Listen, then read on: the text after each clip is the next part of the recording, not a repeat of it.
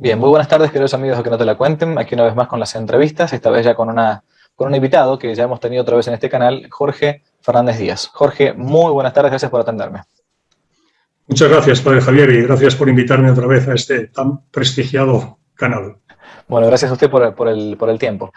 Hace un tiempo con don Jorge hemos hecho un programa sobre el fin de los tiempos y las apariciones marianas, ¿no? Hay muchísima más tela para cortar ahí. Y entonces por eso nos pareció importante tomar uno de estos puntos de lo que algo hablamos en esa conversación, que es el que nos ocupa ahora. Simplemente como ya ha sido invitado a este canal y a este programa de entrevistas, digo que bueno, es laico, es católico apostólico romano, uno puede encontrar los datos en internet, es supernumerario del Opus Dei, ha sido ministro del Interior de su país, de España, es español, y a su vez ha sido también diputado, más de una vez. Es decir, que nos encontramos... 30 años. Exacto. No nos encontramos con un político católico, a mí no me gusta decir eso, sino al revés, con un católico que trabajó en un momento en la cosa pública, en la política, porque siempre es así, ¿no? Uno primero es, en sus bases, hijo de la Iglesia, hijo de nuestro Señor Jesucristo, y después tiene sus actividades de lo que fuere. Bien. Totalmente de acuerdo. Muy bien. Y bueno, brevemente resumo, él tuvo una conversión que duró algunos años, en la década del 90. 7 años, miren. 7 años. A San Pablo lo bajaron del caballo en un segundo, a usted, bueno, le costó un poco más, pero como a todo, Dios tiene sus tiempos, también respetan los nuestros. Y a partir de ahí... Y a San Agustín también más, ¿eh? Es cierto, bueno, está bien. Pero una cosa que yo quería decir antes de continuar, es que algunos dicen que cuando ciertos católicos se dedican a la cosa pública, cuando llegan a la política, después tratan de esconder su catolicismo. Bueno, este no ha sido el caso de don Jorge. Quien pueda... Digo porque cuando fue el programa anterior, algunos dijeron, bueno, padre, pero cuando este hombre estuvo trabajando en política en España, entonces, bueno, fíjense entonces, no con la ideología de ahora o con la leyenda urbana de ahora, sino con la realidad, lo que hizo él cuando estuvo en la cosa pública. Amén de que como todos podemos tener errores, eso es algo normal, o sea, errar es humano, pero intentó él públicamente siempre mostrar cómo era, digamos, no hacía la política del avestruz esquizofrénica, de que soy católico en mi casa, en la parroquia, en la iglesia, después en la vida pública me presento como uno más. Eso es un error muy grande de algunos que dicen ser católicos en lo privado y después en lo público son cualquier cosa. Bueno, pero no vamos a hablar del tema de la vida de don Jorge, sino en concreto de un detalle, de un punto que nos quedó la otra vez picando y que a mí me interesaba y que más de una vez han preguntado acá en el canal sobre el tema de la Virgen de Fátima, en concreto, el mensaje de Fátima, el tercer secreto de Fátima y puntualmente lo que fue en su momento la Unión Soviética, Rusia. Bueno, Jorge, ¿por qué estamos hablando del tema? Para aquella gente que quizás no conoce demasiado lo que fue Fátima, el tercer secreto de Rusia, ¿por qué hablamos del tema y por qué la importancia de esto? ¿Cómo es la cosa? Sí, bueno, pues otra vez muchas gracias, padre Javier, por la invitación, ¿no? Y a la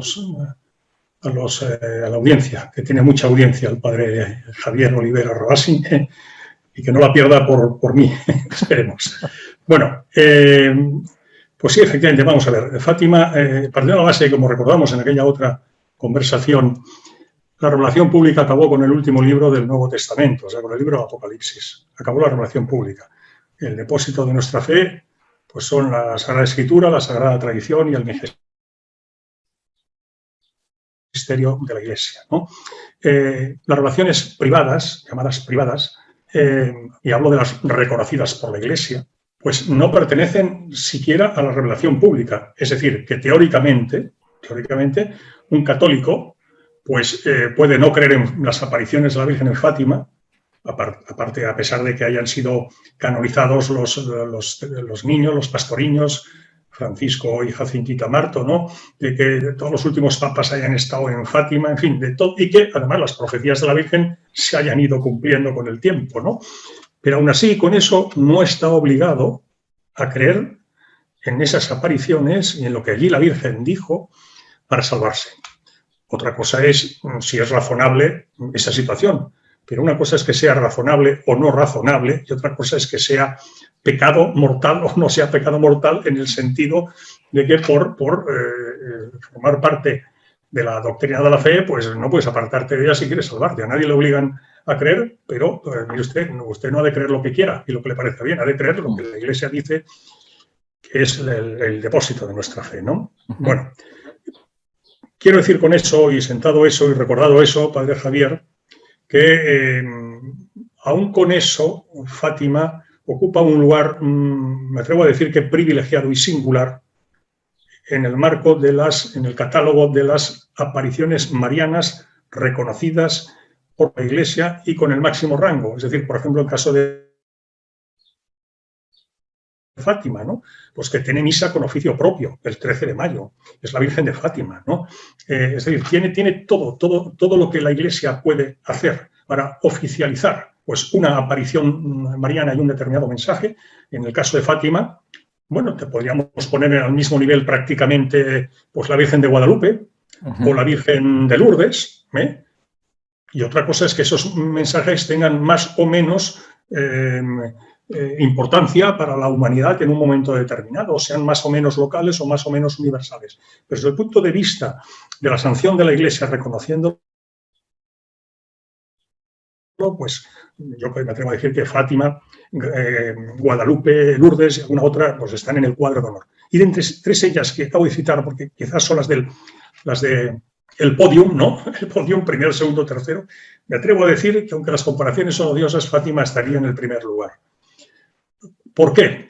Porque la Virgen vino para un mensaje que está vigente hoy en día, pero no ya desde el punto de vista doctrinal, la conversión, pidiendo la conversión mediante la oración, la penitencia, el sacrificio, que es el ABC del Evangelio, ¿no? Convertíos y creed en el Evangelio, ¿no? Y conversión, pues mediante la oración, mediante la penitencia, mediante el sacrificio, etc. Por supuesto, no, pero es que no hay ninguna aparición que yo conozca en el que, por decirlo así, el cielo, por medio de una embajadora tan importante como la Virgen, se haya implicado tan a fondo en las cuestiones temporales, en las cuestiones políticas, por decirlo más claramente. Pero, en fin, en definitiva, el gobierno temporal de los hombres, ¿no? La humanidad y en particular político, ¿no? Sí. Y para ello es preciso entender, cuando hablamos de Fátima, al mensaje y el momento en el que ese mensaje es dado por medio, en este caso los videntes, esos tres niños, Lucia y sus primos hermanos, que a su vez son hermanos entre sí, hoy santos, Francisco y Jacintita Martos, ¿no? Lo hacen en el año 1917. ¿Y qué pasa en el año 1917? Pues mire, Padre Javier, pasan varias cosas, ¿eh? Por una parte, estamos en el cuarto año de la Primera Guerra Mundial, la guerra del 14. 14, 15, 16, 17. Una guerra que parece que no va a acabar nunca. Una guerra en la que, como la Virgen se aparece en Fátima, una aldea al noreste de Lisboa, ¿no? En Portugal, pues que se está también sintiendo con especial dolor en Portugal. ¿Por qué Portugal? El año anterior el gobierno masónico, que desde hacía 7 años y habiendo matado al rey del momento en 1910 gobernaba Portugal, pues había metido a Portugal por la puerta de atrás en esa gran guerra. De tal manera que cada fin de semana, cantidad de ataúdes conteniendo los restos de jóvenes, muchachos, soldados que habían caído en los campos de batalla, llegaban a sus hogares. Y entonces pues había un profundo malestar y mucho dolor. Y eso explicará que en la tercera aparición, la del 13 de julio, primera 13 de mayo del 17, la segunda 13 de junio, la tercera 13 de julio, pues ya muchas mujeres le habían dicho a Lucia que preguntara a la Virgen que cuándo acabaría esa guerra, que estaba matando y en todo caso teniendo lejos del hogar a hijos, a hermanos, a maridos, etcétera, ¿no? Y es cuando la Virgen manifestará ese 13 de julio del 17 que esa guerra, la del 14, iba a acabar pronto. Así fue. Al año siguiente, sorprendentemente, porque ni política ni militarmente se pensaba eso, pero sorprendentemente, pero la Virgen lo había dicho, al año siguiente, en 1918, capituló Alemania y terminó la Primera Guerra Mundial. Pero la Virgen añadió algo muy importante. Dijo, las guerras son consecuencia de los pecados de los hombres. Por tanto, si no hay conversión y se deja de ofender al buen Dios que está muy ofendido, vendrá otra guerra mayor, la que sería la Segunda Guerra Mundial. ese que dice que son consecuencias las guerras de los pecados de los hombres. Por eso plana que haya conversión. Pero a continuación dice, y si no hay conversión, vendré a dar una gracia extraordinaria para evitar esa guerra mayor. Vendré a pedir la consagración de Rusia, habla de Rusia, a mi inmaculado corazón por parte del Papa en comunión con todos los obispos del mundo. Eso fue el contenido, básicamente, lo que he contado hasta ahora, Padre Javier, como he sabido, del primer y segunda parte o primer y segundo mensaje secreto de un único mensaje que se dio por parte de la Virgen a los niños en Fátima, en la Cova de Airía, el 13 de julio de 1917. Por tanto, vino en un momento muy singular para la humanidad, con la Primera Guerra Mundial en pleno apogeo. Vino a un Portugal que estaba pasando una situación muy complicada, con un gobierno masónico en ejercicio, beligerante, que por eso intentó impedir acabar con las apariciones, secuestrando a los niños el 13 de agosto siguiente, por parte del alcalde, el administrador del municipio al que pertenecía la aldea de Fátima, la Vila de Ourén, ¿no? Pero además había más coincidencias. Resulta que la reforma luterana, como sabe, comienza en 1517 y en 1917 se está conmemorando ese hecho. En 1717, el 24 de junio, se refunda la masonería moderna, el 24 de junio de 1717 en un pub, una taberna de Londres. Fíjese, en 1917, precisamente conmemorando y recordando esos antecedentes de 1517, 1717, estamos en 1917, un sacerdote que le sonará el nombre, ¿verdad?, llamado Maximiliano María Kolbe, ve en Roma una manifestación masónica en la que, pues, recordando y conmemorando la ejecución de Bruno, pues por hereje, pues están amenazando al Papa y diciéndole que pronto será, pues, en fin, sacado del Vaticano y que caerá en definitiva la Iglesia con su vértice, el Papa, en primera fila, ¿no? Bueno, estamos, por tanto, en un momento de la historia muy singular, porque a eso hay que añadir que en marzo del 17, el zar Nicolás II de la dinastía de los Romanov ha sido derrocado. La dinastía multisecular, los zares de Rusia, de la gran madre Rusia, ¿no?, había sido derrocado. Y estábamos en un periodo de transición en el que gobernaba un primer ministro llamado Kerensky, que era masón, por cierto, y la Virgen, desde el no tiempo en el que está, desde la eternidad, que no tiene ni pasado ni futuro, sino que es un eterno presente, sabía que en octubre iba a triunfar una revolución bolchevique comunista y que Rusia, la gran madre Rusia, la Iglesia Ortodoxa rusa, tan mariana, con sus iconos, pues se iba a convertir en la Unión de Repúblicas Socialistas Soviéticas, en la Unión Soviética. Y que un régimen antimaterialista, ateo y brutalmente anticristiano como el comunismo se iba a implantar en la ahora Unión Soviética. Y en ese contexto se aparece la Virgen y les hablará a ellos de Rusia. Y los niños, que eran unos niños analfabetos, que vivían en una aldea perdida del Portugal de 1917, pues no sabían ni siquiera lo que era Rusia. Es muy hermoso leer las memorias de Lucia, donde dice que conocían a la burra de un paisano de por allá que se llamaba Rusa, y ellos comentaban, ¿qué es eso, Rusia? Bueno, no sé, a lo mejor se refería a la burra del tío no sé qué. Decía, en fin, no, es lógico, no sabían nada de todo esto, ¿no? No, y mucho menos... ¿no? mucho menos también de cómo los juicios humanos y los juicios divinos no son los mismos, porque para dar un mensaje como el que dio y para evitar la Segunda Guerra Mundial, ¿no?, se aparece a 3 niños de 7, 9 y 10 años y analfabetos, ¿no? Entonces, la promesa que hace la Virgen el 13 de julio del 17 se cumplirá unos años después, ya en España.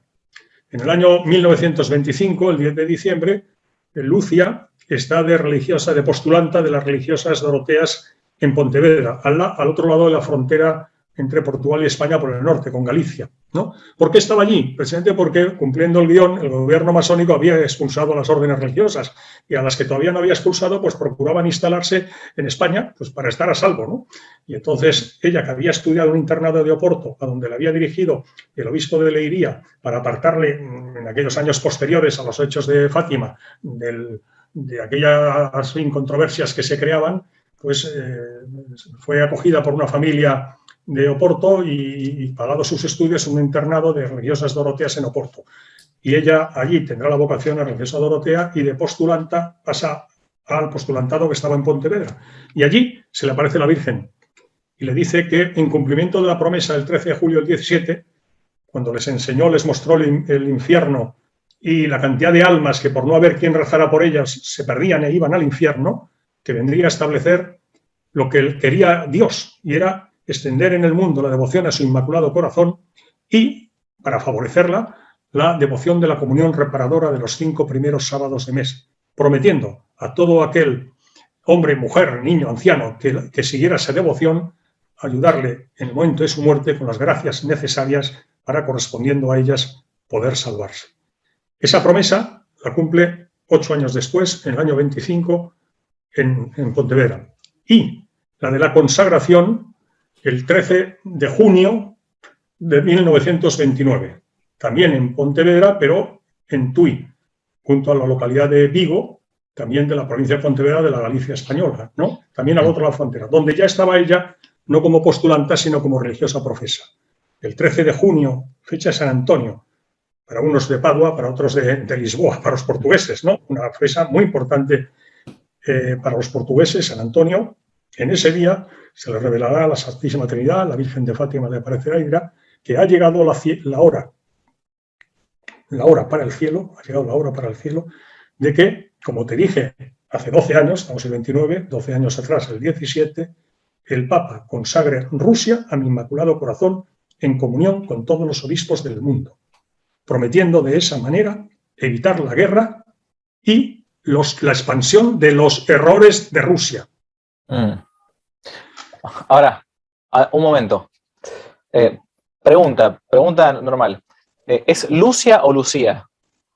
Pregunta que yo ya me atrevo a contestarla porque yo antes lo pregunté tiempo atrás.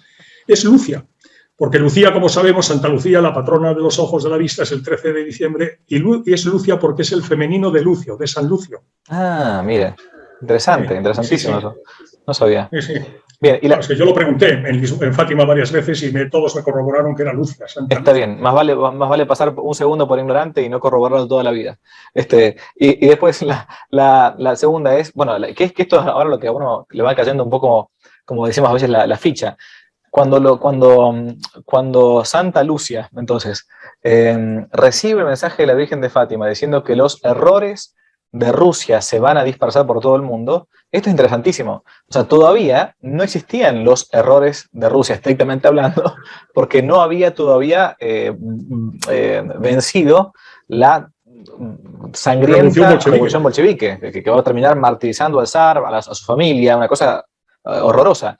O sea, que mucho menos los pastorcitos de Fátima podían entender de qué estaba hablando la Virgen cuando hablaba de los errores de Rusia, ni la menor idea, pobres chicos, ¿no? Bien.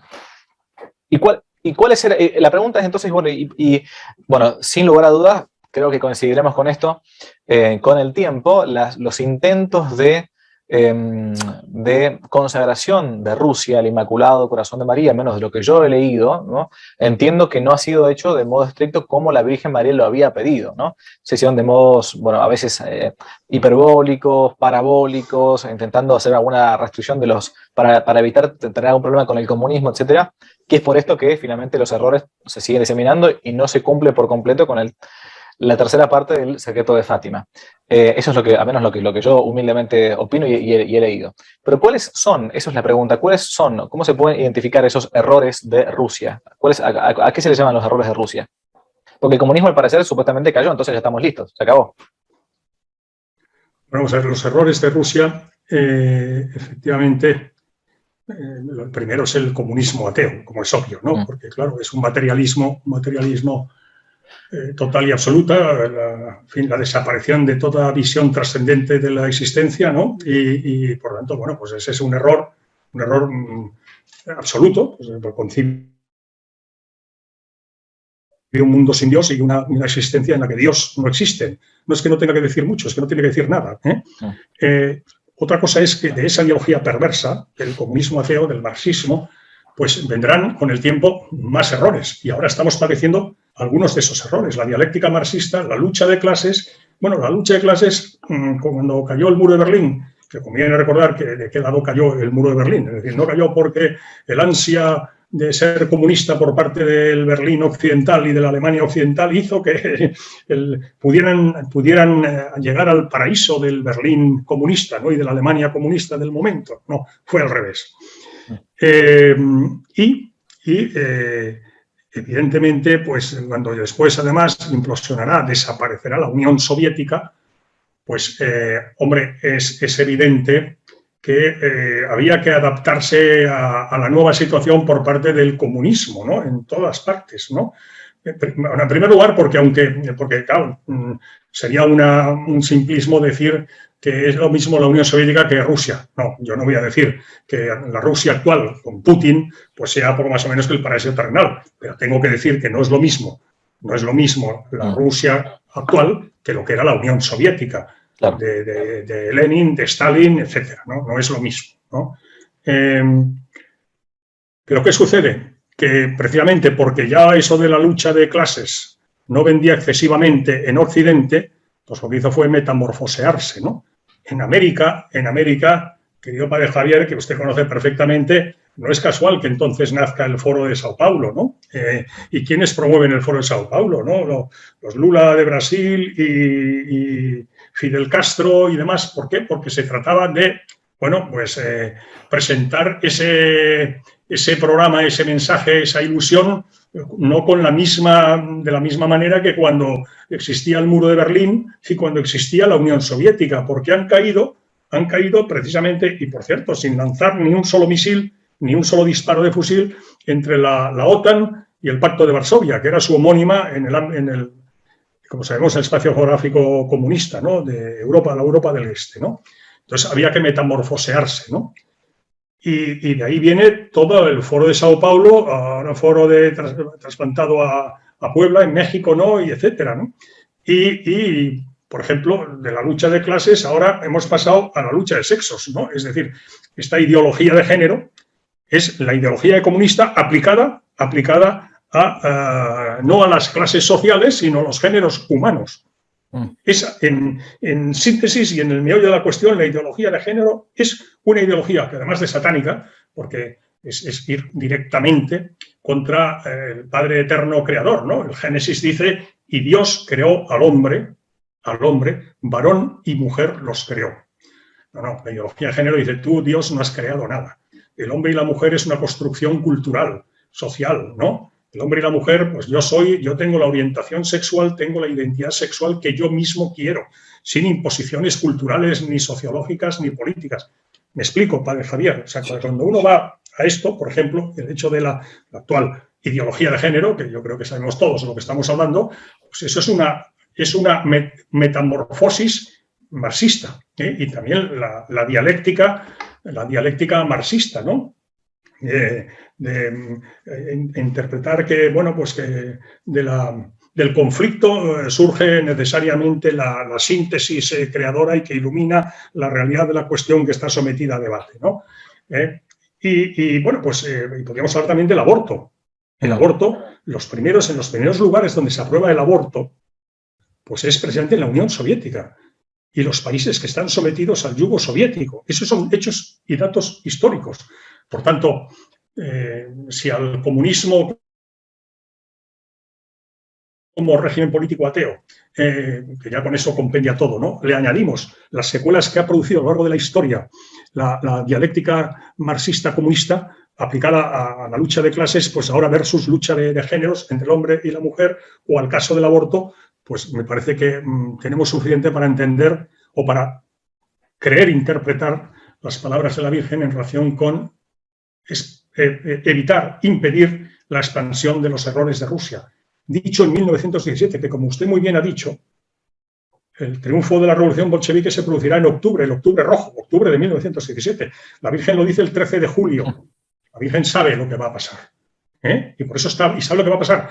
En octubre de 1917, lo que va a ser la Constitución comunista de 1923 con Lenin y con Stalin y lo que va a venir, ¿no? Y venía para evitar la Segunda Guerra Mundial con la cantidad de millones de almas que murieron en los campos de batalla y en las ciudades, en la retaguardia, etcétera, y los errores que han hecho perder, si no vidas humanas, sí almas humanas. Esas ideologías, ¿no? Bueno, y eso lo que hace, a mí lo que me hace reflexionar mucho es que la Virgen pide que esa consagración la haga el Papa. No pide que la haga el presidente de los Estados Unidos, no pide que la haga el zar de Rusia, no pide que la haga el presidente de la Unión Soviética, pide que la haga el Papa, en comunión con todos los obispos del mundo. Si me permite, aquí tengo que hacer una breve digresión. Sí, claro. Porque en relaciones privadas, el Señor y la Virgen le dieron, siendo ella religiosa Dorotea primero y luego carmelita, a partir del año 48, en el Carmelo de Coimbra, revelaciones que le hicieron estableciendo un llamativo paralelismo entre los hechos previos a la Revolución Francesa y los hechos de Fátima, que son previos, de hecho prácticamente contemporáneos, con la Revolución Comunista, la Revolución Bolchevique. En el siglo XVII, a finales del siglo XVII, conocemos las revelaciones del Sagrado Corazón de Jesús en Paray-le-Monial, en la Borgoña francesa, a una religiosa salesa visitandina, hoy Santa Margarita María de Alacoque. Es muy llamativo poner el acento y la lupa en una fecha, el 17 de junio de 1689. Ese día, el Sagrado Corazón de Jesús le pide a la hoy Santa Margarita María de Alacoque que traslade al rey, que era Luis XIV, Luis, rey de Francia, el rey Sol, la petición de que consagre su persona a su Sagrado Corazón, en síntesis, prometiendo bendecirle en sus empresas. Luis XIV no hizo la consagración. Luis XV no hizo la consagración. Luis XVI hará tarde la consagración. Me explico. Si había hecho esa petición el 17 de junio de 1689, Padre Javier, 100 años después, día por día, el 17 de junio de 1789, la monarquía absoluta cae en Francia y se desencadena la Revolución Francesa. Luis XVI tomará conciencia de que seguramente, seguramente no, seguro, que hubiera evitado eso, si hubiera hecho la consagración él, por lo menos él, ya que no lo habían hecho sus antecesores, pero ya era tarde, como decía. Él hizo la consagración y consta en la historia de Francia, ¿no? La consagración que hará estando prisionero en septiembre de 1792, jurando por Dios que sí, en su providencia le salva la vida, hacerla solemnemente y en los términos que un siglo antes había solicitado el Sagrado Corazón de Jesús, ¿no? Pero ya era tarde y en enero del 93 pues fue guillotinado. Bueno, ahora venimos a Fátima y esto se lo recuerda el Señor y la Virgen en relaciones distintas, en momentos distintos, a Sor Lucia, cuando le dice, de la misma manera que el rey francés no se consagró y consagró a Francia, hay que tener en cuenta que en la época de la monarquía absoluta el rey era el titular de la soberanía nacional. Había llegado a Montesquieu y la división de poderes y por tanto consagrado el rey, quedaba consagrada la nación. Dice, de la misma manera que el rey francés no quiso hacer la consagración y vino lo que vino, el Papa tampoco hará la consagración y tendrá que padecer y sufrir persecución la humanidad, persecución la Iglesia, guerras y hambre la humanidad por este motivo. Me he explicado, ¿verdad, Padre Javier? No soy yo el que establece el paralelismo, que no soy nadie. Cualquier persona que estudie la historia y se centre en estos hechos con precisión verá que hay unas llamativas coincidencias históricas, ¿no? Pero es que las refrenda la misma palabra de Dios y de la Virgen, que se lo dicen a Sor Lucia. Entonces, allí había venido el Sagrado Corazón a pedir la consagración del rey a él, para que de esa manera quedara consagrada Francia. Ahora lo que viene es no el corazón de Jesús, viene el corazón de María, el Inmaculado Corazón de María, a pedir de orden del Rey, de Dios, por voluntad de Dios, que allí era Francia, aquí sea Rusia, allí era el Rey, aquí es el Papa, allí era el Sagrado Corazón de Jesús, aquí será en Fátima el Inmaculado Corazón de María. Para evitar, allí era la Revolución Francesa y las consecuencias que trajo para la Iglesia y para toda la humanidad, aquí será para evitar la Revolución Bolchevique y las consecuencias para la Iglesia y para la humanidad. Hubo 12 años de periodo que dio el cielo para la conversión, de 1917 a 1929. Recordará que fue el periodo entre guerras, entre la guerra del 14 y la guerra del tal, los tratados de Versalles, los dulces y los felices 20, por lo tanto de conversión nada. Y entonces cuando llega el año 29, lo que recordábamos antes, que el 13 de junio en Tui se aparece, dice, ha llegado la hora para el cielo de que el Papa me haga la consagración. Porque plana la conversión, no hay conversión, pues oye, si no me hace la consagración, va a venir la Segunda Guerra Mundial. Y el día que le dice eso, le dice más, le dice la Virgen a Sor Lucia en Tui, Vigo, Pontevedra, Galicia, España, le dice, cuando veáis una noche iluminada por una luz desconocida, sabed que ya es inminente que Dios va a castigar a la humanidad por su pecado. Recuerden lo que había dicho allí en Fátima, ¿eh? Las guerras son consecuencia de los pecados de los hombres. Y ante la guerra, etcétera, etcétera, etcétera. Bien, esa luz se produjo el 25 de enero de 1938. Una luz impresionante se vio en prácticamente la totalidad a la hora del atardecer del hemisferio boreal. Lo que los astrónomos, no sabiendo cómo definir ese extrañísimo fenómeno atmosférico que incluso en muchos países y zonas de otros países permitía ya a las 7, a las 8 de la tarde de enero, que ya era anochecido, pues poder trabajar como si fuera luz del día. En España se estaba en plena guerra civil. Hay numerosísimos testimonios de cómo en las trincheras se dio ese fenómeno extrañísimo, ¿no? Las portadas de los periódicos, yo he entrado en internet y he visto portadas de periódicos del día siguiente y de los 2 días siguientes, extraño fenómeno atmosférico sobre el cielo. Se dijo que ha pasado a la historia conocida de quienes estudian estas cuestiones como la aurora boreal de Fátima. Escribió en su cuaderno personal, Sor Lucia, que ella entendía que aquella era la señal que le había dado la Virgen en el año 29. Y fíjese, le dijo además la Virgen que sería durante el pontificado de Pío XI. En el año 38 es el pontificado Pío XI todavía. Y dice, y que esa es la señal de que se va a desencadenar la guerra en un carácter inmediato.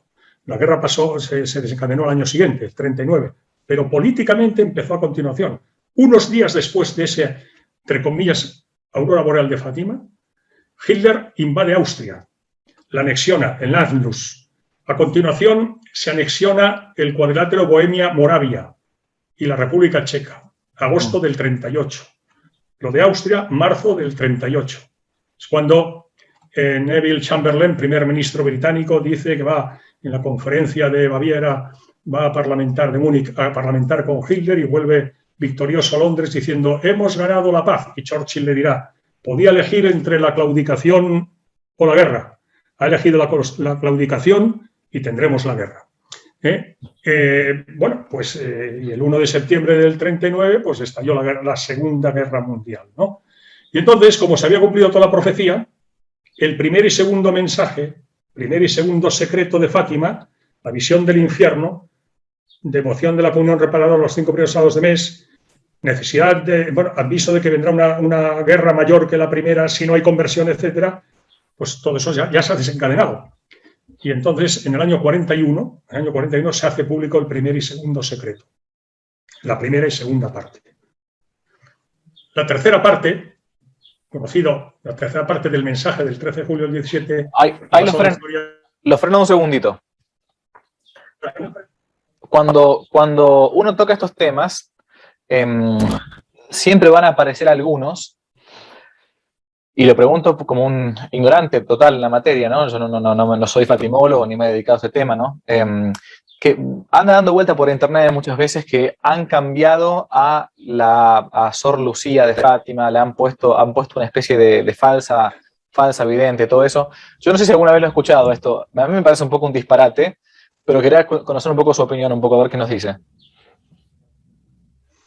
Sí, lo he escuchado y de verdad que no le doy ningún crédito en absoluto, Más, yo recuerdo que yo, bueno, con tanta gente, ¿no? Estuve el 13 de mayo de 2000 cuando Juan Pablo II los beatificó a los pastoriños, y el 13 de mayo de 2017 cuando en el centenario de Fátima, pues el Papa Francisco los canonizó, ¿no?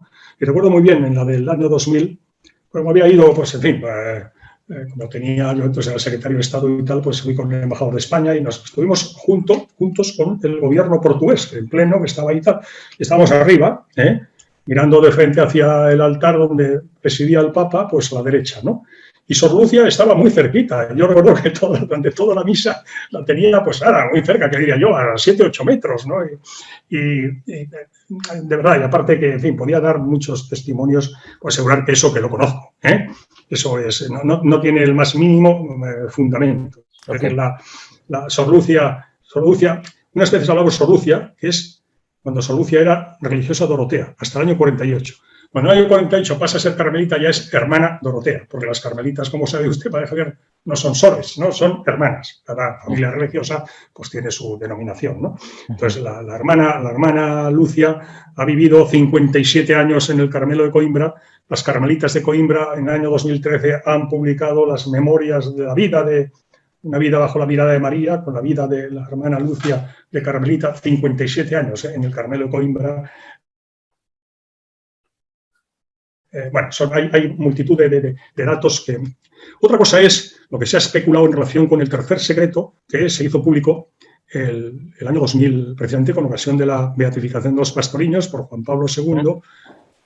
Los que estábamos allí recordamos la emoción cuando, acabada la misa, pues el cardenal secretario de Estado, que era Angelo Sodano, se levantó y empezó a hablar del tercer secreto. Yo recuerdo que con los que estábamos, pues está hablando del tercer secreto, ¿no? A mí, Joaquín Navarro Valls, que era buen amigo mío, portavoz del Papa, Juan Pablo II, antes de la misa que habíamos coincidido, había estado hablando, me había dicho: Jorge, estate atento que no te va a defraudar el día de hoy. Y yo la verdad es que no se me ocurrió pensar el tercer secreto. Cuando empecé a oír eso dije, ahora entiendo que Joaquín Navarro Valls lo que me quería, el bueno de Joaquín Navarro Valls me quería.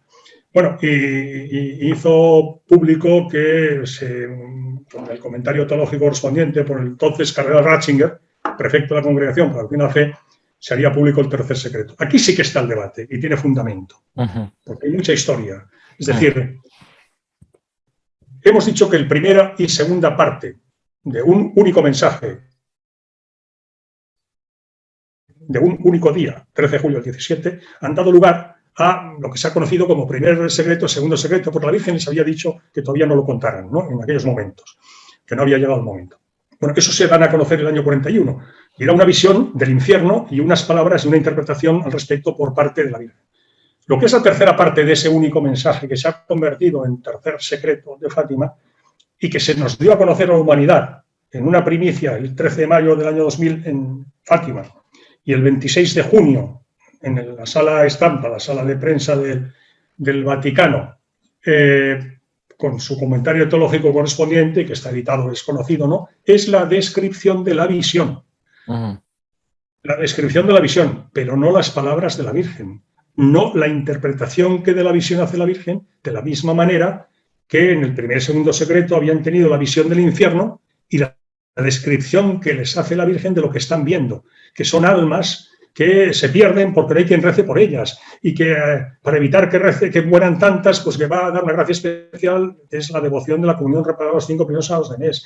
Y cuando les habla a su vez de la guerra, pues que les dice lo que ya hemos comentado, ¿no? Pues que hay palabras de la Virgen que acompañan a la visión y ayudan, bueno, y les describen la interpretación de esa visión. En el tercer secreto hay visión.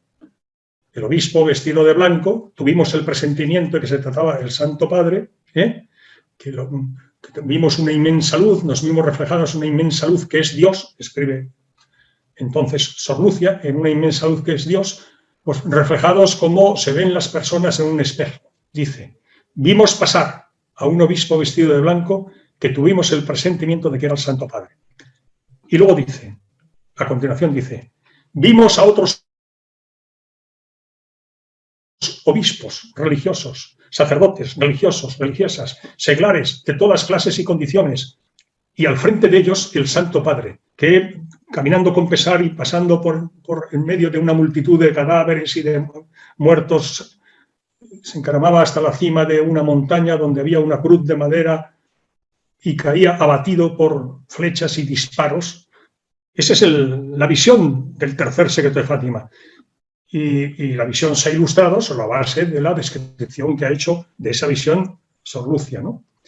Pero voy a decir una cosa, ahí sí que se ha abierto un gran debate en el sentido de considerar si el tercer secreto era exclusivamente la visión o si no habían también palabras de la Virgen acompañando a la visión. ¿Me explico? Sí, perfectamente. Y ese debate tiene fundamento. Digo lo siguiente, primero, la Virgen le dice a Sor Lucia, damos un pequeño salto, volvemos, año 41 se ha dado a conocer el primer y segundo secreto. El año 43, Sor Lucia, era todavía Dorotea, religiosa Dorotea, por lo tanto, religiosa de vida activa, no contemplativa como las carmelitas, está enferma, pasa una enfermedad. El obispo le diría a Fátima, que la conoce, tiene la convicción de que la hermana Lucia guarda, digamos, información relevante, procedente del cielo por medio de la Virgen.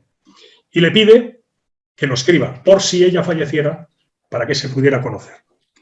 Como la Virgen le ha dicho a Sor Lucia que esa parte del mensaje del 13 de julio del 17 no la dé a conocer, ella se encuentra, pues, como ella interpretaba y de manera correcta, con carácter general, que la voluntad de Dios se manifestaba por parte de la jerarquía legítima de la Iglesia, que le hacía un pedido concreto, ella incluso recurre al entonces arzobispo de Valladolid, Monseñor García, porque anteriormente había sido obispo de Tuy Vigo y había sido confesor y director espiritual de Sor Lucia. Y le pide consejo. Y el arzobispo de Valladolid le dice que obedezca al obispo de Leiría, Fátima, que expresa la voluntad de Dios. Bueno, entonces ella, pues todo esto está documentado perfectamente. Y las carmelitas de Coimbra en su libro narran todo este relato que yo sucintamente estoy recordando, pero aparece en más lugares y en publicaciones.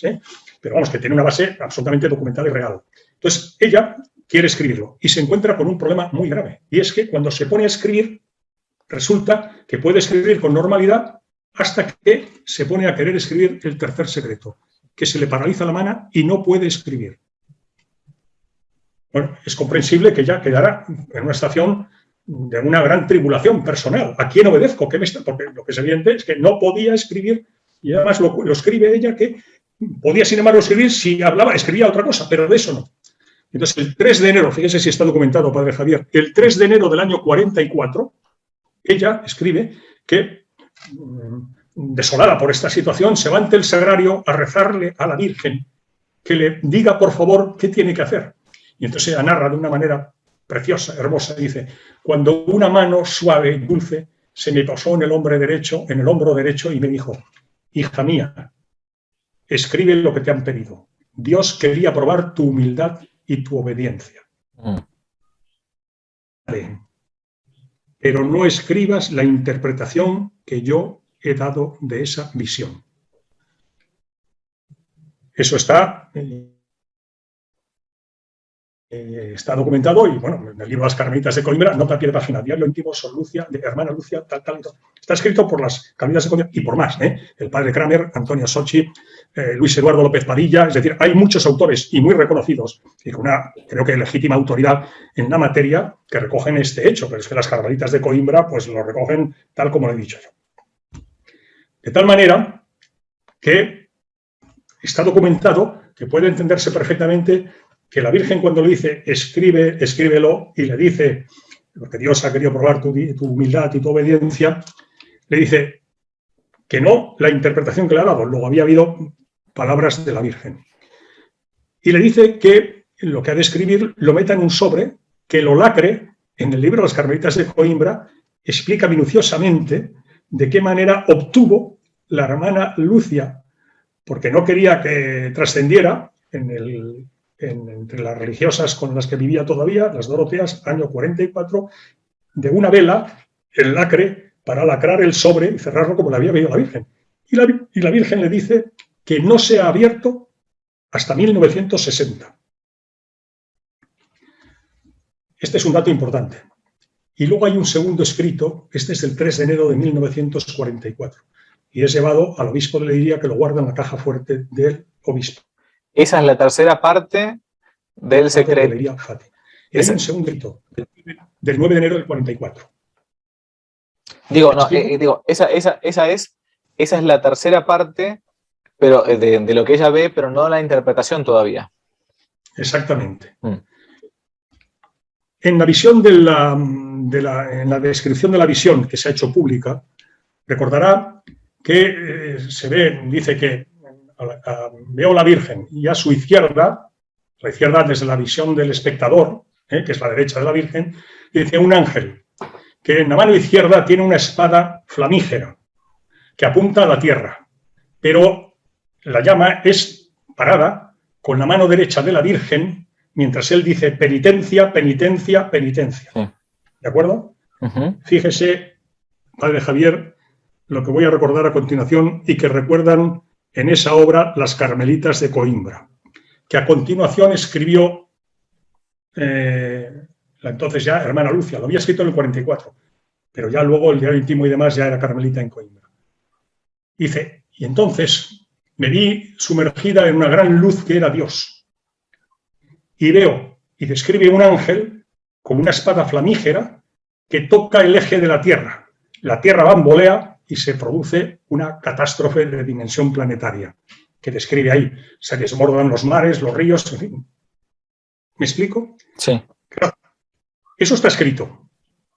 Hay quienes dicen, mira, el ángel, y la Virgen de la Reina de los Ángeles, está pidiendo, dirigiéndose a la tierra, penitencia, penitencia, penitencia. La mano de la Virgen para esa espada. En la otra ya no se dice penitencia, penitencia, penitencia, y la punta de la espada toca el eje de la tierra y se produce una catástrofe. Bueno, se puede interpretar que si no hay penitencia, penitencia, penitencia, si no hay conversión de la humanidad, pues le va a venir a la humanidad un cataclismo que está descrito con mucha precisión en cuanto a la globalidad de ese cataclismo. Porque claro, se bambolea el eje de la Tierra y bueno, pues nos podemos imaginar lo que es, ¿no? Ujú. Y no acaba aquí el tema. Y no acaba aquí el tema.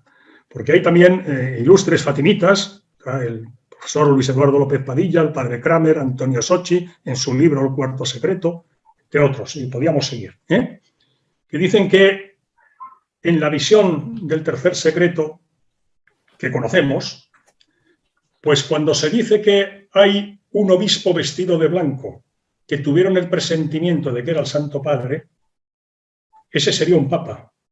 Y que el otro Santo Padre, que al frente de una multitud de obispos, sacerdotes, religiosas, seglares, de toda clase, condición, etcétera, etcétera, y que van cayendo muertos y tal, ese es otro papa.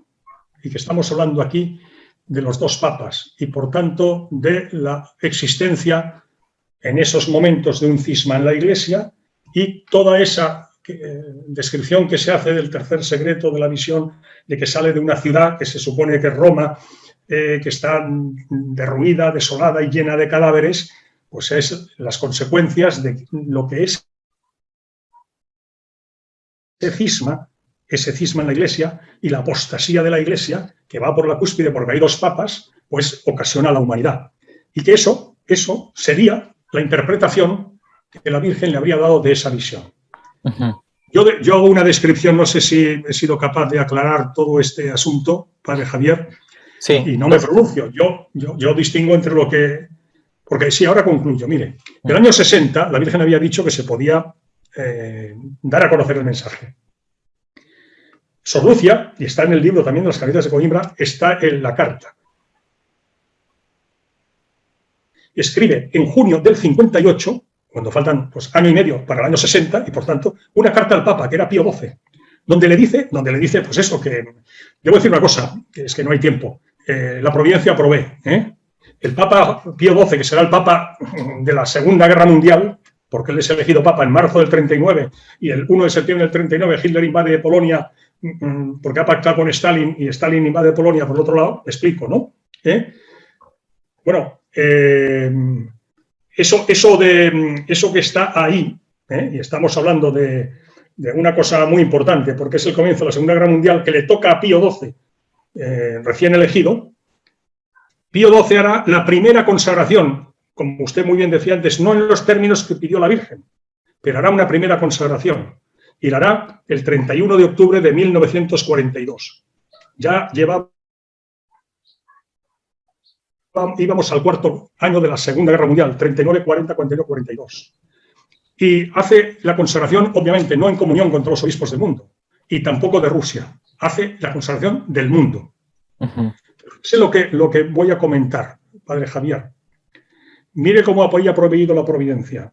El mismo día, la misma mañana que la Virgen venía del cielo por primera vez a Fátima, 13 de mayo del 17, ese mismo día, esa misma mañana, en la Capilla Sixtina, el Papa Benedicto XV ordenaba obispo a Eugenio Pacelli, futuro Pío XII. Y esto también explica, permítame la digresión, el por qué, en agradecimiento al Papa Pío XII, cuando va a definir el dogma de la Asunción de la Virgen el 1 de noviembre del 50, los 2 días anteriores y 2 días posteriores tuvo la visión de la danza del sol del 13 de octubre del 17 en los Jardines Vaticanos, desde los Jardines Vaticanos. ¿Me he explicado? El Papa Pío XII hace la consagración del mundo al Inmaculado Corazón de María y 2 años antes el Señor se lo ha revelado a Sor Lucia, que estaba sufriendo mucho porque veía que ya llevábamos la guerra y tal, no se le había hecho caso y se le aparece el Señor y le dice que el Papa le consagrará, hará la consagración, no como la había pedido la Virgen, pero que esa consagración servirá para acortar la guerra. Literal. Mire usted, el año 42 es el 4º año de guerra. He dicho que el 31 de octubre del 42, último día del mes del Rosario, en emisión radiofónica, hecha en portugués, para que no quedara duda de cuál era la intención, el Papa hace esa consagración y la renovará solemnemente en la Basílica de San Pedro un mes y medio después, el 8 de diciembre. Una pregunta, don Jorge, que no quiero que se me pase. ¿Cuándo escribe Sor Lucía la interpretación de la tercera parte del secreto de Fátima? ¿O cuándo lo habría escrito? Bueno, aquí hay dos posibilidades a la vista de los hechos. Cuando las carmelitas de Coimbra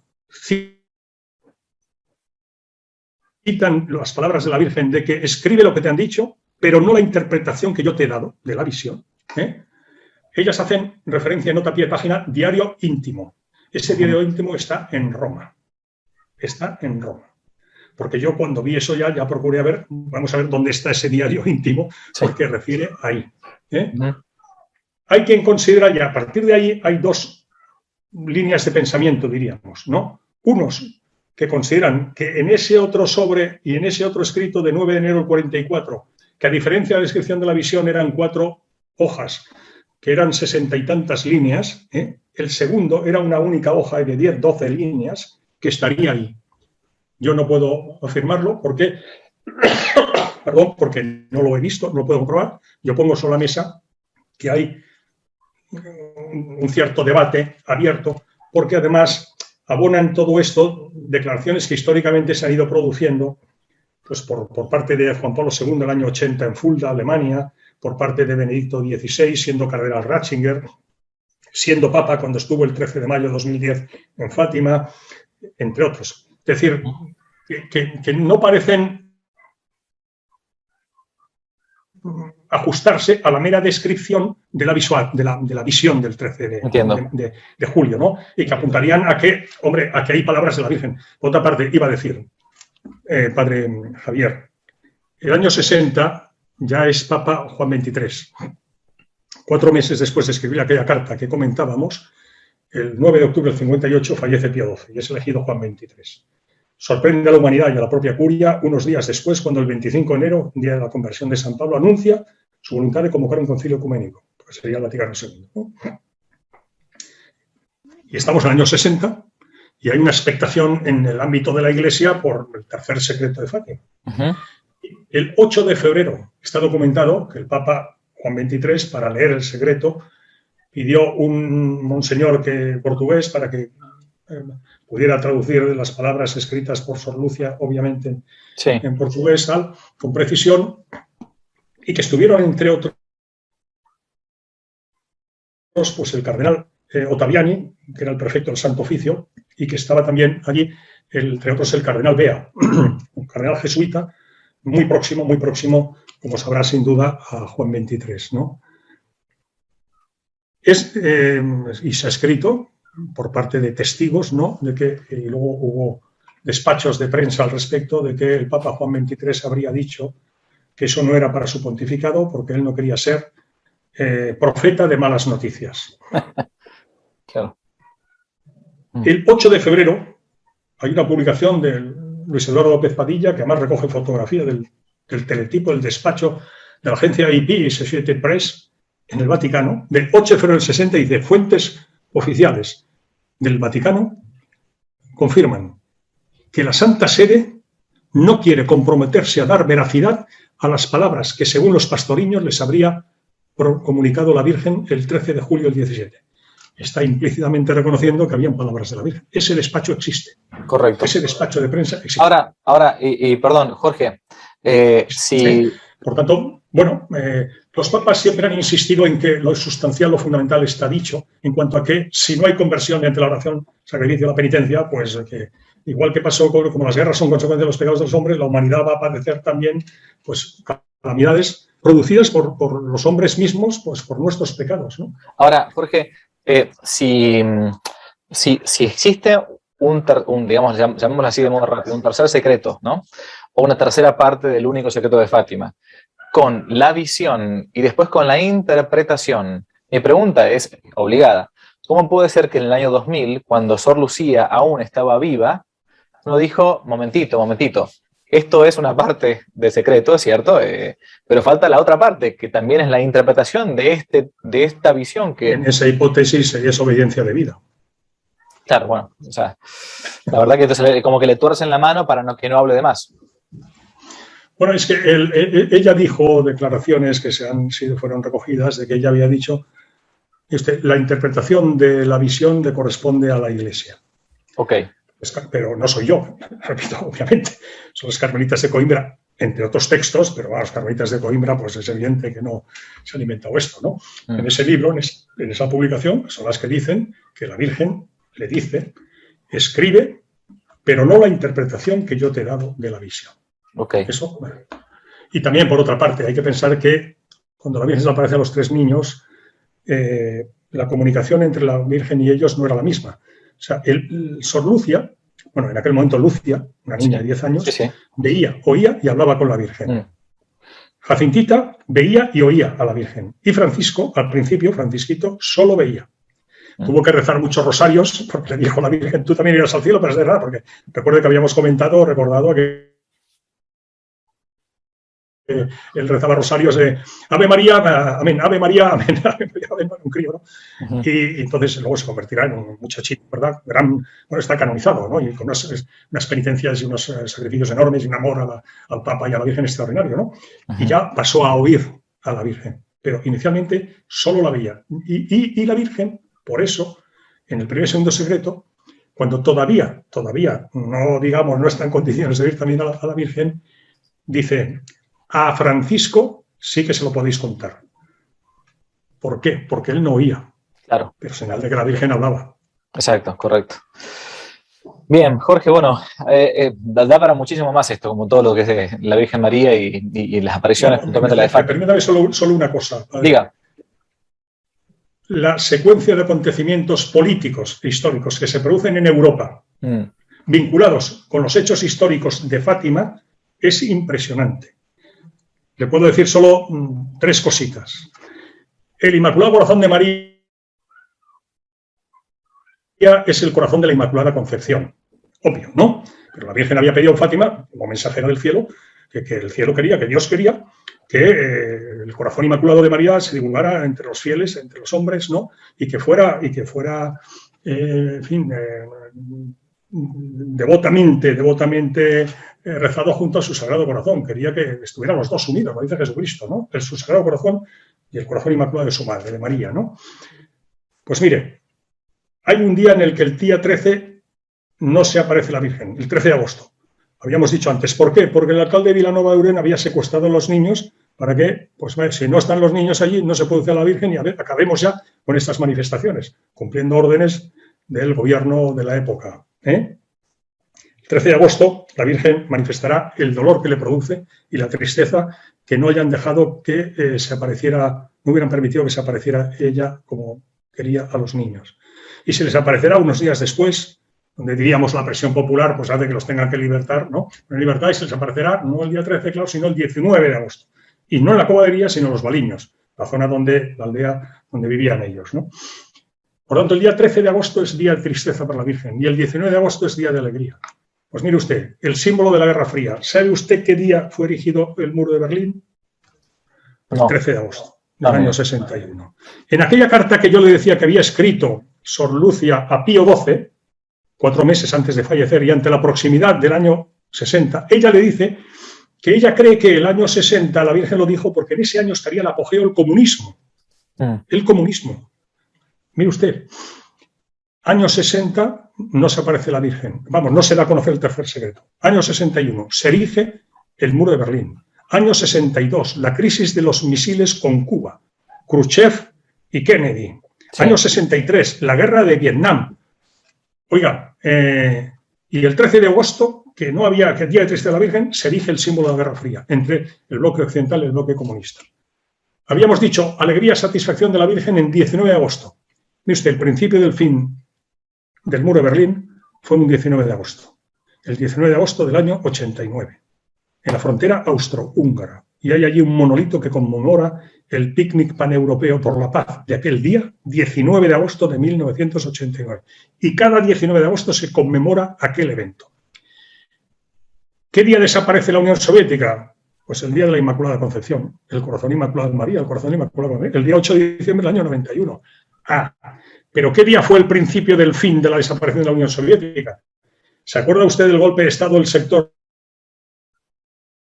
duro del Politburó soviético contra la perestroika de Gorbachev en el año 91? En el mes de agosto, estaba de vacaciones en la dacha de Crimea Gorbachev, y el 19 de agosto hay un golpe de Estado y fracasa. Las fotografías de Boris Yeltsin, presidente de la Federación Rusa, encima de un tanque apuntando a la Casa Blanca de Moscú, pues se llama Blanca porque era blanca y tal.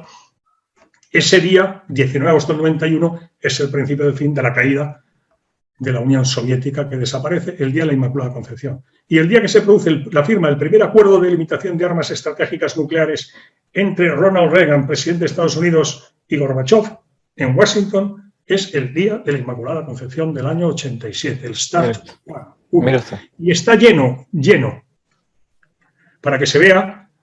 Quien quiera ver, pueda ver, y quien quiera entender, pueda entender de que el cielo deja signos que, recordando la frase aquella que comentamos el otro día, y ya acabó, Juan Pablo II, el día que coincidió su atentado con la fiesta de la Virgen de Fátima el año 81, 3 de mayo, tenía que producirse el atentado contra el Papa coincidiendo con la fiesta de la Virgen de Fátima, para que la Iglesia y el Papa miráramos el mensaje de Fátima, porque en los designios de la providencia no hay meras coincidencias.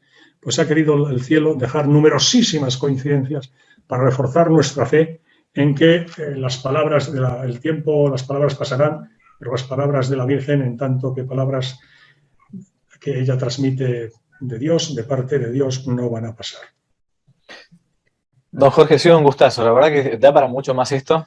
Esperemos que no sea la segunda ni la última vez que lo tenemos aquí en el canal.